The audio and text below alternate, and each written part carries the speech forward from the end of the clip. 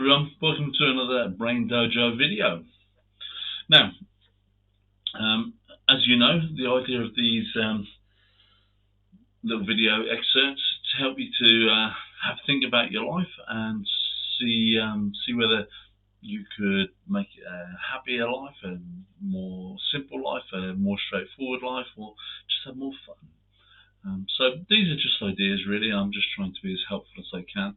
I just put out things that come to me. If I glance up from time to time and look out there, I'm trying not to be distracted. I'm looking out onto a lovely countryside view, and there are birds and animals and all sorts out there. So if I glance up occasionally, I do apologise, but it is really, really nice. All right, so today I want to talk about a subject, an expression which I think, I haven't heard anybody else say it before, but I would like to think that I've coined this expression: intellectual obesity. And now we all know what obesity is, I mean physical obesity, when we're overweight, and I speak from personal experience because being quite a large and heavy person, I am, on most doctors' charts, obese. Yes, I am. Oh, I know it's hard to believe, but those charts, they don't tend to cater very well for the larger framed person, and in most cases I am classed as obese.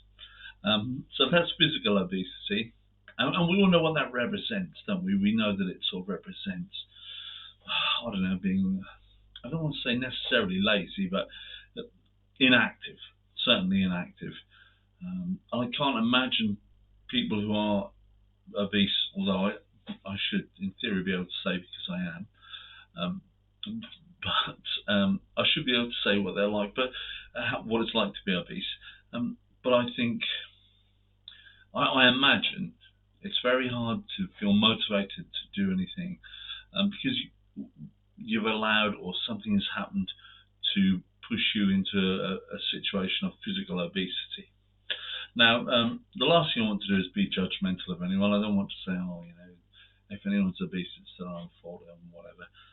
I do know, and I'm sure you've gathered if you watched any of these, either our podcasts or these videos, I'm a great advocate of people taking complete responsibility for their lives, and I'll just leave it there and say, well, take responsibility, and if you can do something about it, go and do it, because it's a really good thing to be responsible for everything in your life. I think that obesity really comes from inactivity. So one way or another, I'm sure you could eat far more than you needed to eat, and drink far more than you needed to drink. But if you're a very active person, if you were always up and about and doing stuff, then you would probably burn that off, and you probably wouldn't be obese. And I think once you have inactivity, then inevitably you get this, I can't be bothered, I just can't feel inspired to do something active. And then, of course, this often leads to injury or your body failing in certain ways. And you can really have a very bad outcome from being physically obese. Often people become obese because they were injured. They got an injury. They couldn't be active anymore, and this has led them to putting on weight and not being comfortable anymore. Sometimes it's down to schedule. You may have been a really active person. You may have had an active job, a physical job. You're always out and about, and all of a sudden you change your job, or you change your position within the same job. Your activities change, and you become far less active. And then you become far less active, things start to change. And I know somebody, I won't mention anyone's name, I know someone who's a postman. And he was in great shape. He was a martial artist, did really well, and was a great martial artist.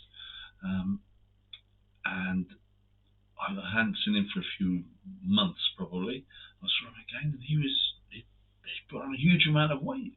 I said to him, well, whatever has happened in your life? And he said, well, I developed this policeman's heel thing. I used to be out in the rounds delivering post.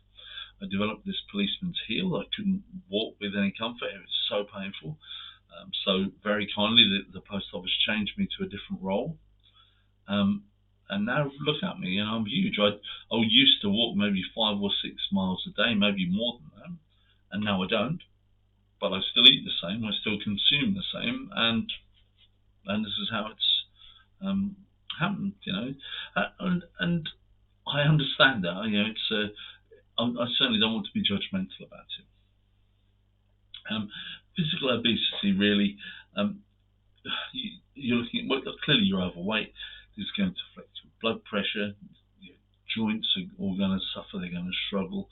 You're probably going to end up being stressed about things. And I'm almost certain you're going to end up with some apathy. I just can't be bothered. It's just so difficult. And I see that.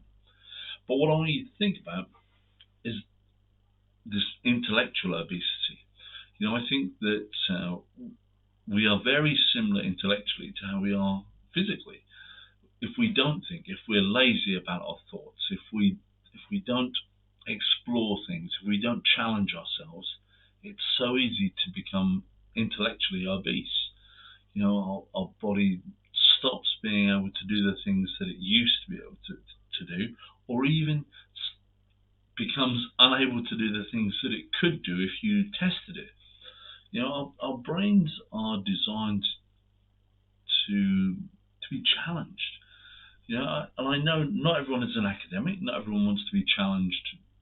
To remember a huge amount of facts. Not everyone wants to be able to be selected to be on the Chasers or University Challenge or anything like that.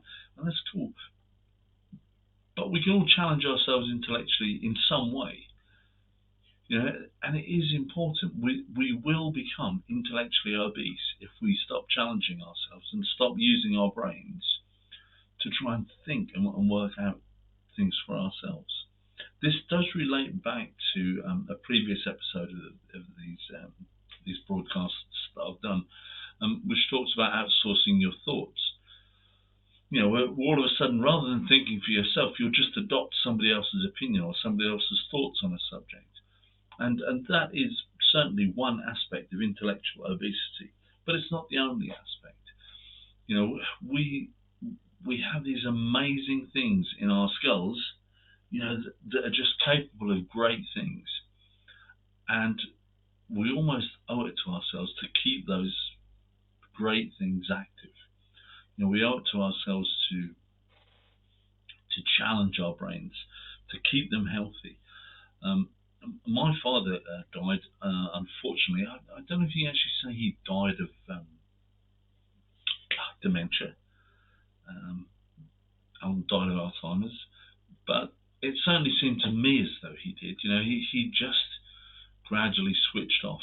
Now, I don't know whether that was because he stopped thinking, he stopped challenging himself, and stopped trying to think his way through things, through life, or whether it was something physical that was just overwhelming.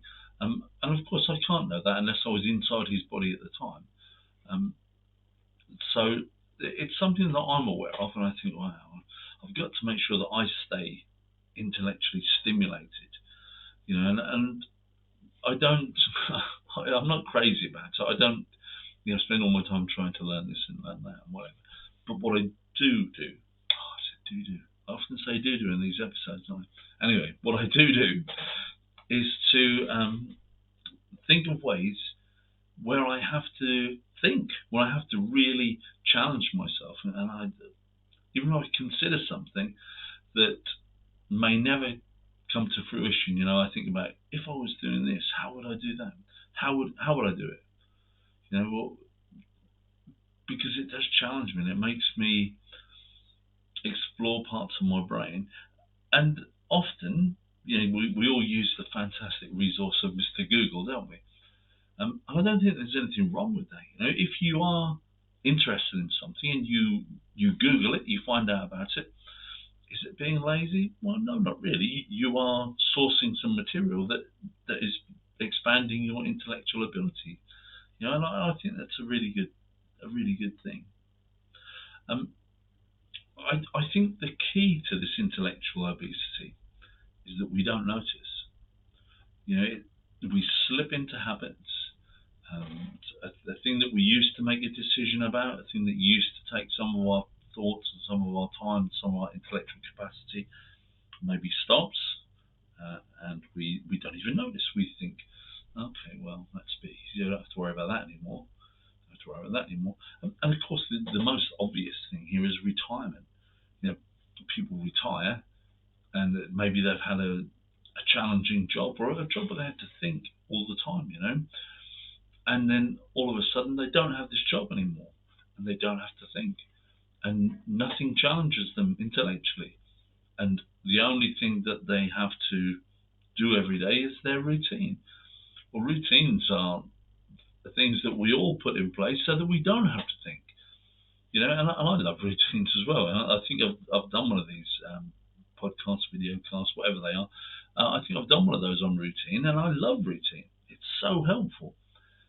But routine, you have to understand, routine is there so that we don't have to think. We don't have to go through a process of deciding every time something happens how to deal with it. We have a routine. We know this works like this goes like this. Oh, great. Great. Routines are fantastic. But we also have to get out of routines sometimes. We have to think new thoughts. Just let our brains think new thoughts. And maybe that's something you could use to challenge yourself. What new thoughts have I had this week? What new thoughts have I had this month? What new thoughts have I had this year? Do we do this? As I've said this now, I'm now trying to think, what new thoughts have I had today? But it's quite easy. I can quite easily think of things that are new to me, and things that I'm trying to create and trying to work through in my mind. But how good would it be if we all had some new thoughts every so often? Keep our brains sharp and active. Another thing is wit. Perhaps not quite so much these days, but certainly when I was a youth, I frequently got labelled as a bit of a smart ass. You've always got an answer. And I did. I have to admit it. I was somebody who sort of, always had a witty answer, had something funny to say.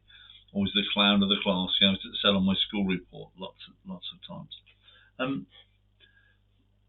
But I'd like to think that I wasn't unkind in my sharpness in my responses. I always tried to be funny, trying to make people laugh, trying to see the humour in things. And to me, that's one way that I keep my mind sharp.